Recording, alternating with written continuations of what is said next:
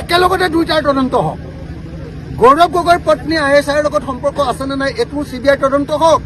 আৰু অসমৰ মুখ্যমন্ত্ৰীয়ে ডুবাইত হোটেল বিজনেছ কৰিছে নে নাই, অসমৰ টকা নি হোটেল কিনিছে নেকি, অসমৰ মুখ্যমন্ত্ৰীয়ে ডুবাইত আচলতে এপাৰ্টমেণ্টৰ বিজনেছ বিল্ডিং বনাইছে নেকি, তাৰো বিজনেছ কৰিছে নেকি, এই দুইটাৰে তদন্ত হওক।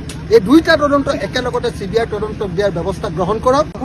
আপোনালোকে কৈছে যে গৌৰৱ গগৈৰ পত্নী পাকিস্তানৰ ISIৰ লগত সম্পৰ্ক থকা বুলি মুখ্যমন্ত্ৰীয়ে প্ৰচাৰ কৰি আছে।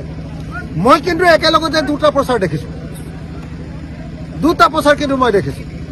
যেনেকৈ অসমৰ মুখ্যমন্ত্ৰীয়ে কৈছে যে গৌৰৱ গগৈৰ পত্নী এলিজাবেথ নে কি নাম, গৌৰৱ গগৈৰ পত্নী ISIৰ লগত সম্পৰ্ক আছে বুলি যেনেকৈ প্ৰচাৰ কৰিছে, মই আকৌ দেখিছোঁ যে কংগ্ৰেছৰ নেতা কিবা চৌহান, কংগ্ৰেছৰ এতিয়াৰ এজন ইনচাৰ্জ, অসমৰ ইনচাৰ্জ চৌহান নামৰ মানুহজনে কৈছে আকৌ যে অসমৰ মুখ্যমন্ত্ৰীয়ে আৰৱত কি কয় এইটো আপোনাৰ কি বুলি কয়, চৌদি আৰৱ মানে এইটো কি কয়, ডাঙৰ চিটিখন এখন কি বুলি কয়, ডুবাইত বোলে ডাঙৰ ফ্লেট কি কয় এইটো আপোনাৰ বিজনেছ, কনষ্ট্ৰাকশ্যন বিজনেছ আৰু হোটেল বিজনেছত অসমৰ মুখ্যমন্ত্ৰীয়ে বোলে ইনভেষ্ট কৰিছে।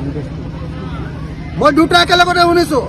আপোনালোকে সংবাদ মাধ্যমে অকল গৌৰৱ গগৈৰ ৱাইফ ISIৰ এজেণ্ট বুলি কোৱাটোহে শুনিছে।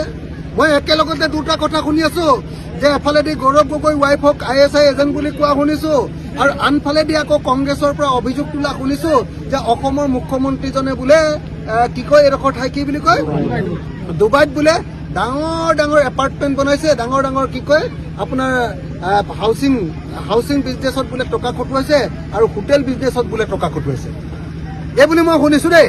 গতিকে দুইটা বিদেশৰ লগত জড়িত, এটা পাকিস্তানৰ লগত জড়িত, আনটো অভিযোগ আকৌ ডুবাইৰ লগত জড়িত। গতিকে একেলগতে দুইটাৰ তদন্ত হওক। গৌৰৱ গগৈৰ পত্নী ISIৰ লগত সম্পৰ্ক আছেনে নাই এইটো CBI তদন্ত হওক। আৰু অসমৰ মুখ্যমন্ত্ৰীয়ে ডুবাইত হোটেল বিজনেছ কৰিছে নে নাই, অসমৰ টকা নি হোটেল কিনিছে নেকি, অসমৰ মুখ্যমন্ত্ৰীয়ে ডুবাইত আচলতে এপাৰ্টমেণ্টৰ বিজনেছ বিল্ডিং বনাইছে নেকি, তাৰো বিজনেছ কৰিছে নেকি, এই দুইটাৰে তদন্ত হওক। এই দুইটা তদন্ত একেলগতে CBI তদন্ত দিয়াৰ ব্যৱস্থা গ্ৰহণ কৰক, তেতিয়াহে আমি মানিম। নহ'লে অকল গৌৰৱ গগৈৰ বিষয়ে, গৌৰৱ গগৈৰ পত্নীৰ বিষয়ে কৈ থাকিলে নহ'ব।